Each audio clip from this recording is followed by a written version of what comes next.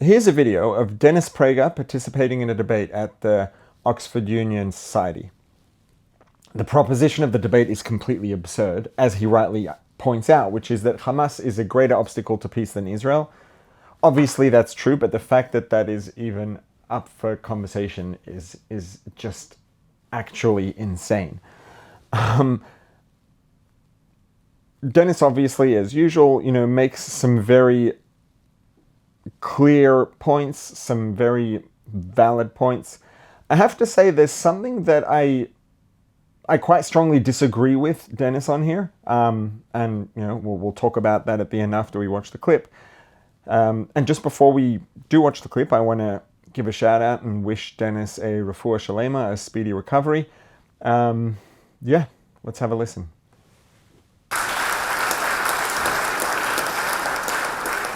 Thank you, Mr. President, and I hope my accent enables my words to be heard as clearly as I hope to present them. I find it remarkable. Two things were remarkable, I must say, when I was first invited. One is, I actually did not believe the proposition. It was, and I read it, this House believes that Hamas is a greater threat to peace than Israel. And I give you my word of honor, I actually called Oxford, I went online. I couldn't believe this was an actual proposition. You mean that's debatable? I actually thought for a moment that pro-Israel forces at Oxford had somehow put this into the lineup, as we call it in America, when you put a lineup for your players on your team. I was stunned. The other was when I realized, by God, they really are serious. It must be an academic institution. And I realized, as Orwell said, some things are so foolish, only an intellectual could believe them. And I realized, okay, this is it. This is a Western world tragedy, the amount of nonsense that is often believed in academia. And so this is a debatable proposition at such an illustrious institution. It's actually sad, as I will point out over and over, just appealing to your common sense. You need know nothing about the Middle East to understand how absurd the proposition is. It's of course valid, but that it's debatable is an absurdity. The other is my biography. I must say I have been called many things, including controversial, but of my long resume, just to be described as controversial, may I say to you that to the millions of people that I broadcast to every day, I am not controversial whatsoever. So clearly, those who invited me find it controversial. All right. Let me just give you an analogy. I didn't check, I should have. In the 1930s, was there a debate at this auspicious place? Was there a debate over the following proposition? That Nazi Germany, that Great Britain is a greater threat to peace than Nazi Germany. Or Nazi Germany is a greater threat to peace than Great Britain. Was there a debate in the 1930s? That is a perfect analogy to what we are debating tonight. Nazi Germany is to Israel what Nazi Germany was to Britain, what Hamas is to Israel. Whether you agree with Israeli policies or not, and I don't agree with all Israeli policies, it is irrelevant. The question is that analogy fair? So let me ask you a question. I'll take you in a moment. Actually, in 2 moments. But let me begin. Who is the greater threat to peace? Let's forget Israel, okay? Who is the greater threat to peace in Syria? ISIS or Israel? Who is the greater threat to peace in Lebanon? Hezbollah or Israel? Who is the greater threat to peace in Egypt? The Muslim Brotherhood or Israel? Do you understand? In every case, everyone in this room would acknowledge that ISIS is a greater threat to peace in Syria than Israel. In every person in this room, I have to believe, even Professor Schlein, would have to agree that ISIS is a greater threat, that the Muslim Brotherhood is a greater threat, and that Hezbollah is a greater threat. All of a sudden, we change the entire scenario because it is now Hamas instead of Hezbollah, or ISIS, or Muslim Brotherhood. Number two, on this issue, just appealing to your common sense. In modern history, every war has been between a free state and a police state, or two police states. I cannot think of a 20th century example of any other. And the same holds true here. You have the police state of Hamas. If you differ with Hamas, they kill you. Where in the world other than Israel does anyone ever argue that the free state doesn't want peace and the police state wants peace? There is no other example on earth. There is no other example on earth of a country targeted for extinction. None. 220 some odd countries in this world. Only Israel is targeted for extinction. And we have a debate on whether the state targeted for extinction is the barrier to peace. That is quite a leap of faith. In the age of beheadings, as you have tragically experienced here in the UK, we have a debate. Hamas is a kindred spirit to ISIS and Hezbollah and Boko Haram. What do you think, they're an exception? All of those are monstrous. But Hamas, they're a terrific bunch who really want peace. If it only weren't for settlements. There were no settlements prior to 1967. Why wasn't there peace? Israel would dismantle the settlements for real peace in a moment because the Israeli people are much more interested in sending their kids to college and in having a peaceful life and in making a good living and inventing more medical and technological devices than they are in fighting wars. This would be the first free state in history to prefer war to peace. It is highly, highly unlikely.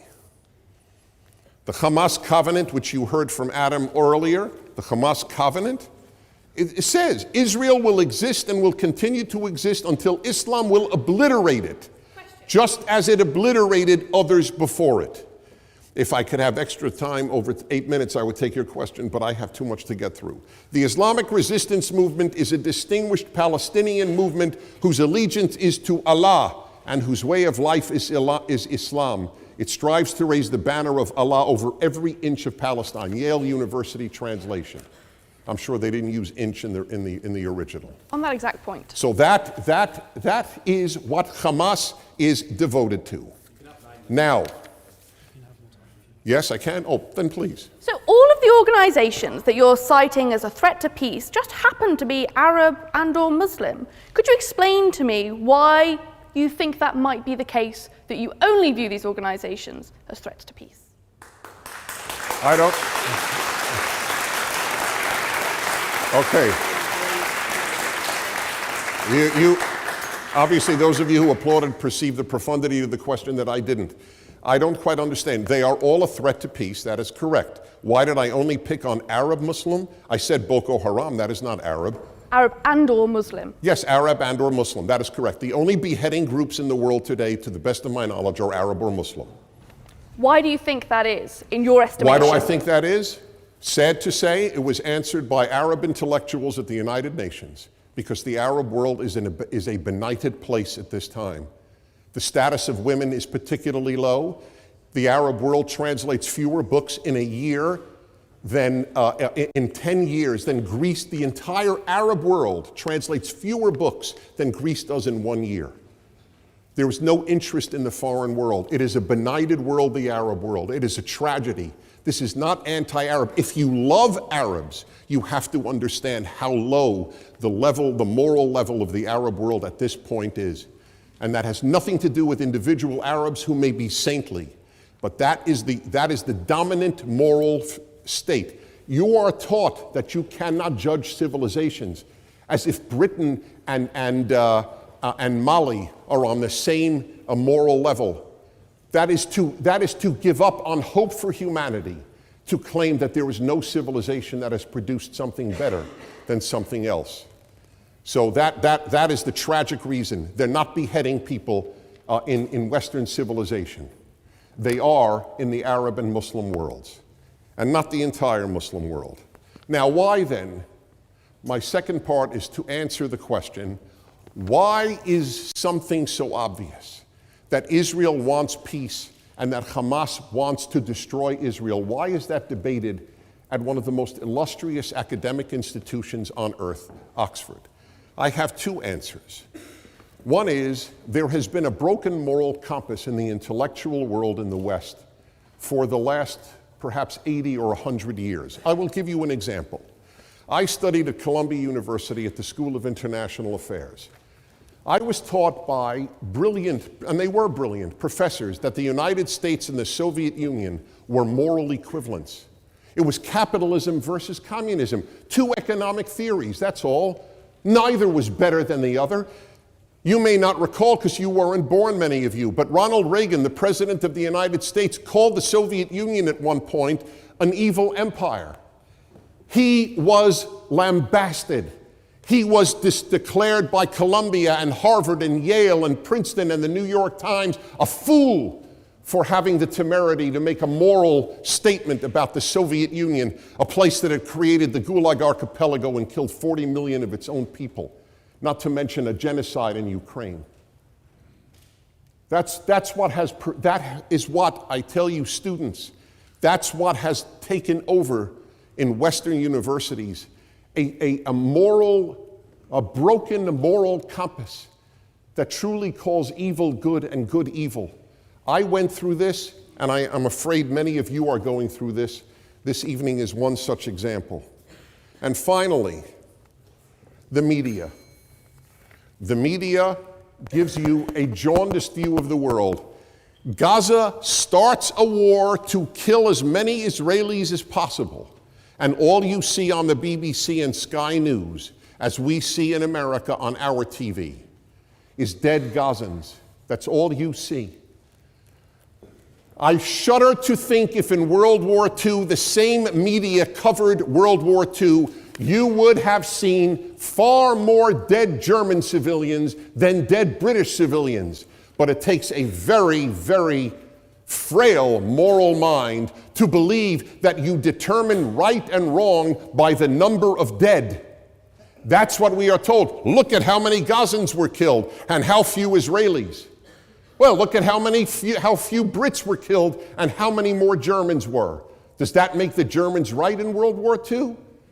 That's the facile moral thinking that pervades our world. So I end with this, and that is, it would be a tragedy, in my opinion, if it came out, if it were known, the Oxford Union actually determined that Israel and not Hamas were the greater threat to peace. Outside of the world of academia, it is pretty clear. It's got to be clear here too. Thank you very much.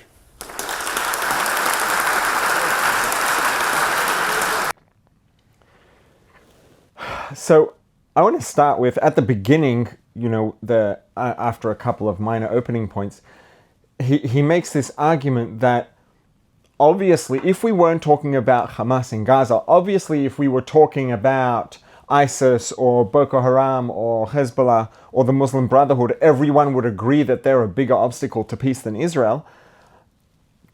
I unfortunately, the insanity of the world we live in today, I don't think that's true. I don't think you can assume that your average person would just accept you. I don't think you can just accept it as a given that everybody agrees that Boko Haram is a bigger obstacle to peace than Israel or ISIS or Hezbollah or anyone else for that matter. Like the world has gone completely mad, and there are plenty of people, unfortunately, I think, who will look you straight in the eye and tell you genuinely, because they honestly believe it, that Israel is a bigger obstacle to peace than Boko Haram or than ISIS or any other group you can think of, because these people are whacked in the head completely. So, when he sort of makes this point that if it was anyone else, everyone would agree, everyone in the room would agree. No, they wouldn't. I'm pretty confident that not everyone in that room would agree.